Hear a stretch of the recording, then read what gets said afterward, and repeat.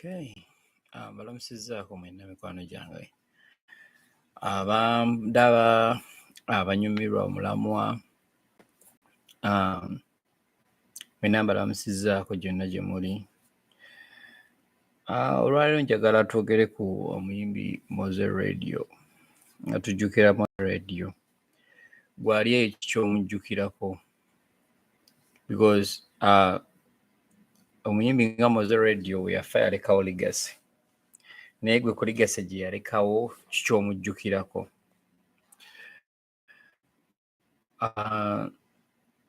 Nsookera ddala nze on my side okulaba Mozey Radio. Nasooka mulaba ku club bagiyitanga Stakeout.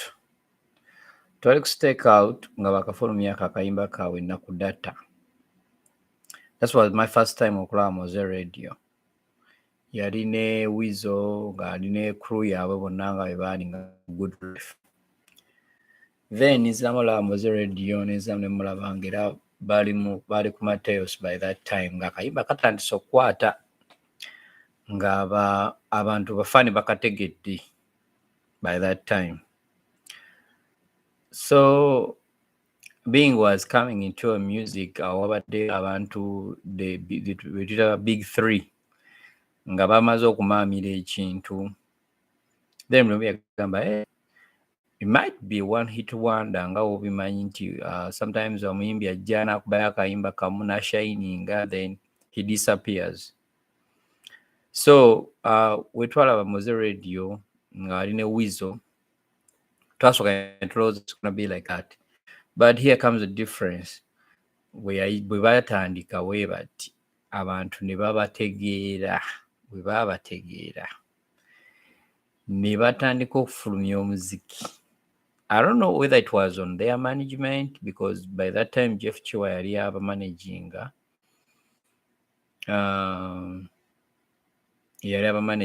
at that time. So they used to release music like in a month nga babeeramu n'ennyimba nga 3 ate nga zonna hit.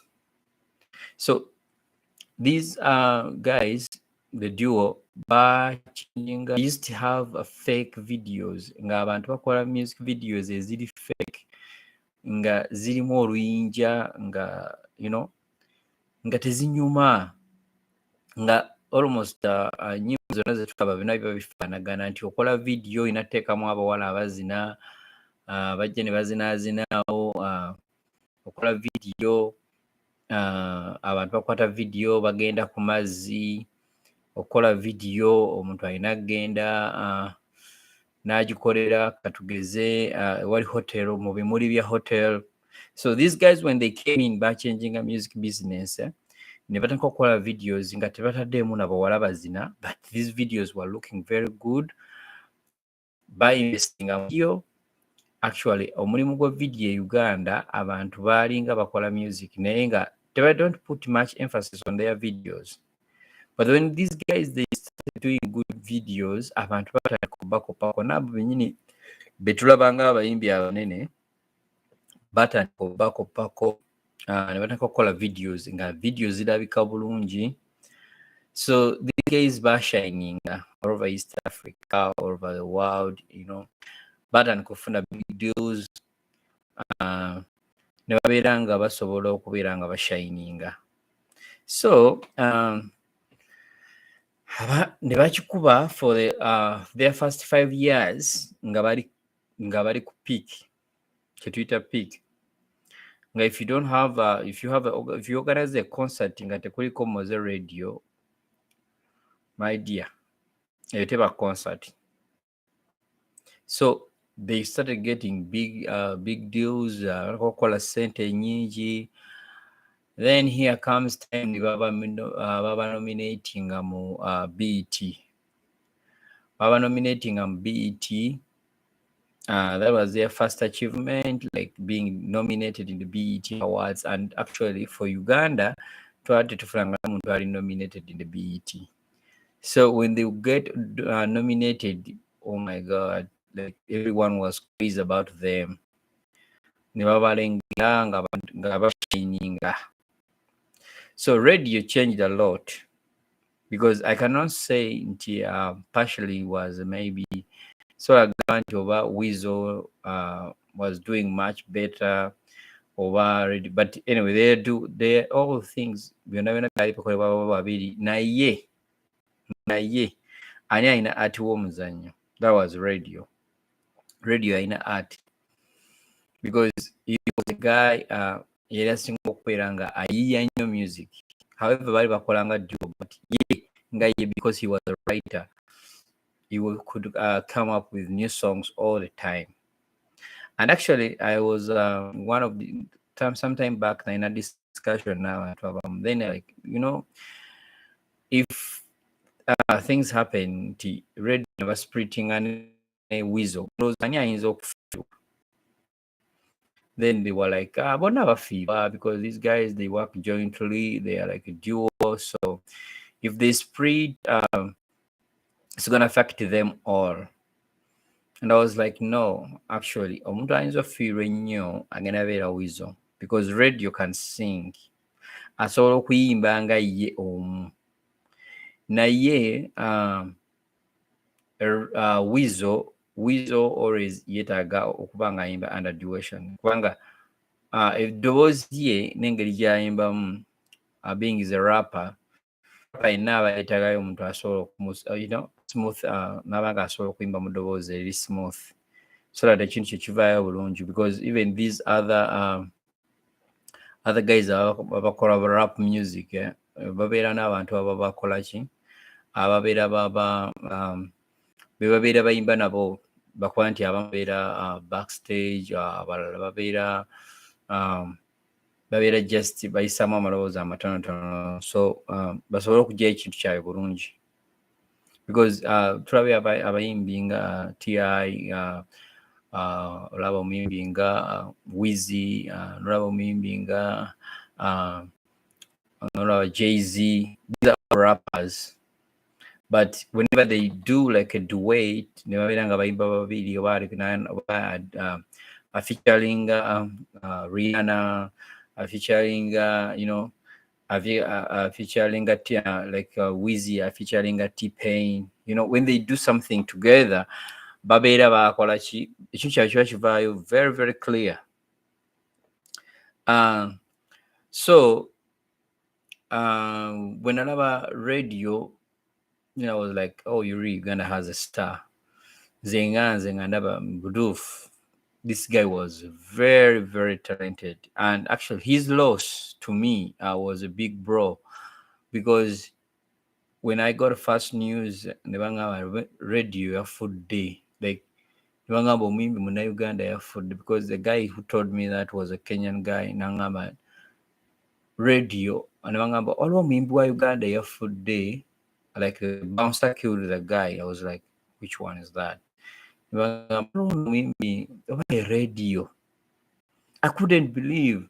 I saw a gigantic radio food day, but I went ahead ngandaba mawulire gajja nga balaga nti guy yali akoze eki, yali afudde. But all in all, it's just time. But before you die, what legacy do you leave behind? Because fenna buli muntu waali amanyi the end result. Actually, nalina omusomesa wange yangamba akantu kamu, yangamba nti as long as your nose points down, means one day you're gonna die, you're gonna go down. So engeri gy'otaliwo omuntu alina nnyindo ng'etunudde waggulu, fenna ennyindo zaffe zituna wansi, so one day one time buli omu alina okutesitinga kufa. So because we're here to change, we change the world, to do something for the world, but what legacy are you going to leave to your family? Legacy gy'ogenda okulekera abaana bo, because not necessarily nti buli omu alina abeera muyimbi, not necessarily nti buli omu alina abeera politician, not necessarily nti buli omu agenda abeera being famous and what, but legacy is something kituyita omukululo gw'olese mu famire yo. Omukululo ki gw'ogenda oleka mu famire yo? Because people, abantu bangi nnyo balina their controversies in life, you know, waliwo olinga erinnya lyali zimbidde kuwemula, nobeerawo olinga erinnya lyali zimbidde kuvuma, waliwo oli erinnya lye nga lizimbidde kutyoboola, waliwo oli erinnya lye nga lizimbidde kweyambula, waliwo erinnya lye nga oli alizimbidde, you know, ebintu ebyenjawulo ng'oli bamanyi ng'omunyume ng'erujuuju nga ye lye erinnya lyawo walizimbidde. Because one thing people forget about social media, when you post something on a social media, it will never faint. Like it will never disappear. When nkola video nenjiteeka ku social media, oba njitadde ku YouTube, oba njitadde ku Facebook, abo abantu abagiraba, some people they have time, they save those videos. That's why nti omuntu agenda n'ayogera ekintu past time, woba wayiseewo akaseera, maybe mwaka gumu, myaka ebiri, myaka esatu, people bring back what you said. Okitegeera ng'atandise okwogera oludikya ne baleeta ebigambo byasooka okwogera. So in life, whatever you do, know that there is one day, people will bring back what you said. People will bring back what you did. So when you come out in social media no posting ekintu oba kyakutyoboola, kyakuvuma, kyakola kutya, abantu ekiseera kigenda tutuuka baleeta ebigambo byonyi ebyewayogera. So in life weewalenga nnyo okulya ebigambo byo, oba weewalenga nnyo okwogera ebigambo ebikaddiwa. Like I came up nengamba nti bwempakira omuntu wawaga NRM bye bino byofuna, like nendaga bulkiness of money, okitegeera, nendaga nti no nina sente, okitegeera. Kakati time comes out nenda kugamba NRM teina sina kyenfunyeemu, okitegeera. So abantu babeera beebuuza, omutwe gwayogera biri gwali mulala nga naguno mulala oba. So kinkigezaako kugamba omuntu okwogera ebigambo nebikaddiwa, oba kinkigezaako kugamba omuntu okwogera ebigambo, then ending result nobeera ng'olidde ebigambo byo. So if you post something on social media, beera ng'okimanyi newanayita emyaka 10, newanayita emyaka 20, one day one time gonna come out, ogenda vaayo okole ki, obeere nga ebigambo ebyo byennyini babikomyawo. So ate kigenda beera kibi nnyo by that time banabikomyawo, maybe nga banabo babagira aba banabo nga bakuze nga bagamba tata waffe ekitegeeza yali mulenge bwati, like bino ebigambo ebyalinga bimuvaamu, because most of the people are posting whatever they post nga bawemula nga bakola ki, abasinga balina abaana. Actually oyinza okwewuunya nti abantu abasinga abakola those kind of news, abantu abasinga bonna babeera bazadde abakola ebyo ebintu ebitakwatagana.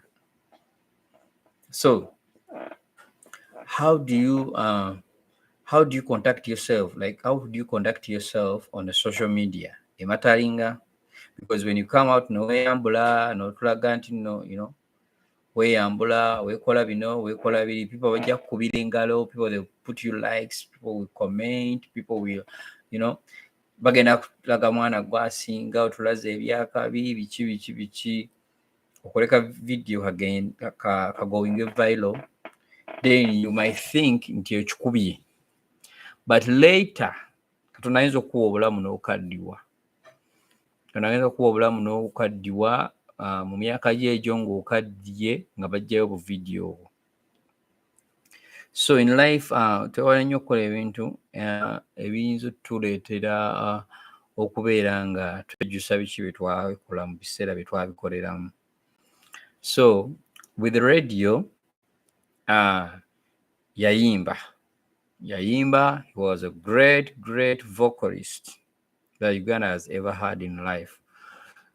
Abantu bayimbye, abantu balina amaloboozi, but radio, his voice was very different from all other abayimbi bonna abalala. Then ekirala, abantu abamu in life bakola ki? Bakola ebintu ne beerabira, okitegeera, like ne beerabira, because radio, I remember before he started showing the side gye yali akkiririzaamu nti oba alaze mu byobufuzi n'alaga nti yali wa NRM. Before that abantu baali baagala Mozey Radio genuinely, nga bamwagala ng'omuyimbi, ng'era bamwagala nnyo. But radio, that was in 2016. Yali 2016. Ne bavaayo ne bakola tubonga naawe. So we bakola oluyimba lwa tubonga naawe, kyali kintu kirungi. Kale kyali kirungi ku bo, kubanga bo nga bo, what they wanted was, by that time baali beetaaga ssente. Naye Uganda abantu ebyobufuzi bakyali bato mu byobufuzi, kkiriza oba gaana. Bannayuganda abakyali bato nnyo mu byobufuzi. They don't know what politics is. So they are very, very, very sensitive with politics. In life, bw'oba olina ebintu by'oyagala okukola mu bulamu bwo, before you do something, sooka weebuuze, ekintu kigenda kundekawa naddala nga oli muyimbi.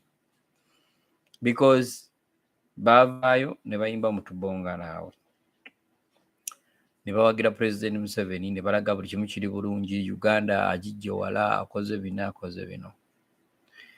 Then abantu abamu bakiraba mu ngeri ndala nnyo, because akalulu ka 2016 abantu abasinga baali bamanyi nti butuufu eggwanga ligenda kukyusa obukulembeze. So when it didn't happen, abantu obusungu bwabwe baabukyusa ne babuzza ku bayimbi. Actually, awo we wava ebigwa ebimu eby'abayimbi abamu betumanyi nga up to now tebaddanga ngulu. Because tulina abayimbi betwalaba mu tubonga naawe nga Aluna Mubiru, mwalimu Juliana, mwalimu Chameleone, mwalimu Judith Babirye, mwalimu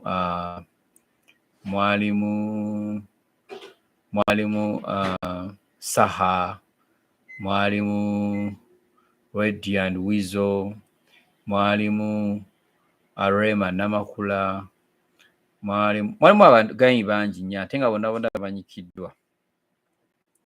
Mwalimu Banandujja, mwalimu kwegamba abo bonna abayimbi abaalimu, mwalimu Wilson Bugembe, abaali by that time abakola ki, abalina obwongo, abakisensinga amangu, bavaayo mangu nnyo ne betondera bazaako no,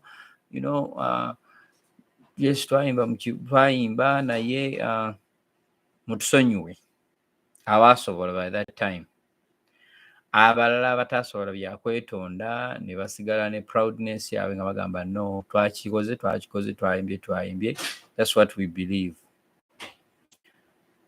So time negenda maaso, abantu bataka okukola ki, okubeera nga bazira ebivulu byabwe, because even Catherine Kusaasira batandika okugenda ku stage, ba Bebe Cool batandika okugenda ku stage, babakuba obucupa, bakola biki.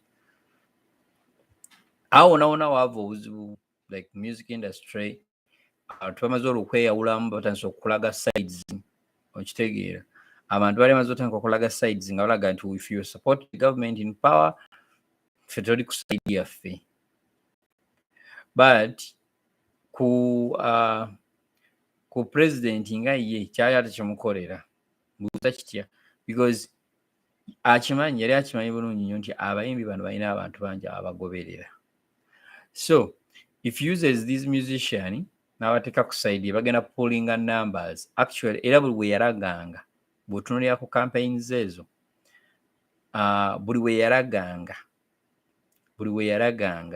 ng'abantu baba bangi bati because kyabeeranga kivvulu, because abantu abamu babeera eyo mu byalo nga yeegomba okulaba ku muyimbi naye nga tamulabangako, tamanyi na bwafaanana, naye ng'ennyimba zaazaagala.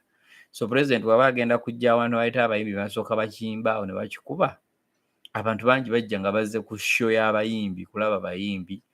Then in that time the president naye naavaayo naye n'ayisaawo message ye. Awo yatandikira tactics zaaki z'okukozesa abayimbi. Then ebintu bitandika okukyuka, ebintu byakyuka ne bikyuka 2017 2019 awo ng'omuyimbi atandise okulaga nti ayagala kujja kwesimbawo 2021. Okitegeera abantu naso mupikaapika naawe weesimbewo you know. So najja ne yeesimbawo nekyongera ddala okwata okwononerera abayimbi because luli president yali akozesa abayimbi ng'abaagalako numbers. Kati ate omuyimbi bwe yajja ne yeesimbawo kati ate ng'alina kozesa ekyo kyennyini ekyabayimbi akikube akigyewo because akimanyi abayimbi balina power, their voice has power. So kati ng'ate alina okulaga nti kino ekyo kyakiremesa. Okitegeera era industry emu ku zibadde zikyasinze okuggalirwa zibadde z'abayimbi eruddewo nnyo nga tebagigula, nga tebagula mabaala, nga tebagula bayimbi kuyimba bivulu. Naye nga kibadde kikolebwa nga kikolebwa intentionally nga bakimanyi nti abayimbi abangi nnyo because amanyi abayimbi ba Uganda balina ekizibu. Si kizibu naye omuyimbi yenna naye alaba. Omuntu gy'alaba crowd gy'addukira. Era ndowooza walaba by that time nga buli muyimbi abeera ku kivulu alina kwogera people power, alina okwogera ku Bobi Wine. Ng'era ne bwe kibadde all along ever since our radio died, nga buli muyimbi ajja ku stage alina okulaga yali ayagala nnyo radio, because radio had numbers. I think omuntu owokubiri mu bayimbi eyakafa n'aziikibwa abantu abangi buggyeko Kafeero yali radio. So radio, rest in peace, but yaleka good legacy nti yayimba ennyimba ezitagenda va ku myoyo gy'Abannayuganda, because for us ng'abaali bamwagala, we thank God, twayagala music we, twayagala nnyo music we, and his music n'olwaleero ne tumukuba tubanga abamuwulidde jjo. So we thank God for that. Then Weasel akyalina problem emu nti akyalemereddwa okukola oba okuva mu gundi mu trauma gye yayitamu nti yali ayagala nnyo radio, yali ayimba naye. Kati ekyamulemye okumanya oba okukyusa kwe kumanya nti time ya radio yagiservinga n'agimalako. Then you have to make your own way, because bw'oba oyagala prevailingira ku still on radio and Weasel nga gwe kyoyagala otambulirako, tosobola kitambulirako for your entire life. So buli kintu kibeerako time yakyo, buli kintu kibeerako ekiseera kyakyo, era kimala ne kiggwaako. Yes, radio wali omwagala nnyo, he was your brother, naye olina okuacceptinga nti yavaawo.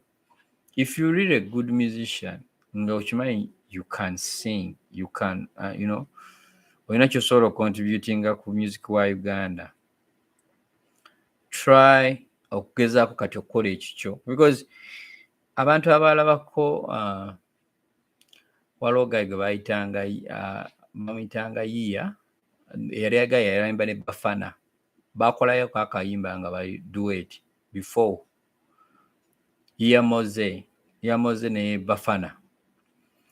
These guys bayimba obuyimba bwabwe bwali bulungi nnyo. Their music was so sweet, but time came, never splitting.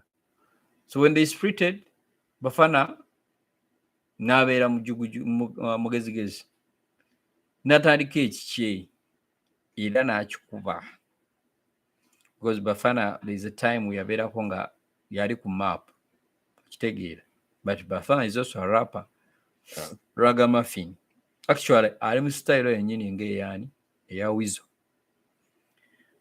Kakati mukulu Weasel kyetugezaako okugamba kyekiriwa, you can also start your online kitegeera, naawe osobola okuva mweyo dinayo gy'olimu eyo obutulowooza nti radio will never die. Yes, a musician tasobola fa because ennyimba z'abayimba zibeera matu g'Abannayuganda, ate n'ekirala abantu baba bamulaba, but you don't need even to remind them because abantu bakimanyi.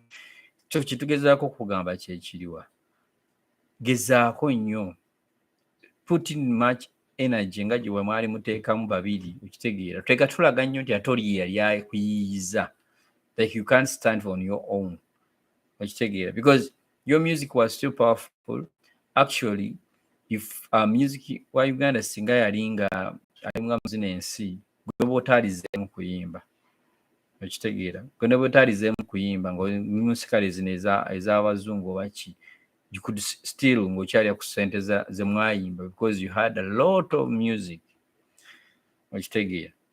So walibadde nakati gwe nga tozeemu na kuyimba, walibadde kuwolya, but Uganda omuyimbi bakutegeera oyimba, bw'ova mu maaso g'Abannayuganda tebakyakulaba, if you gone then you're gone oba okitegeera. Gwe oba obulayo emyaka 2-3 nga tebakulaba from nowhere, nga tebalaba music wo, because abaana e Uganda bayimba, abaana buli ssaawa baleeta akapya.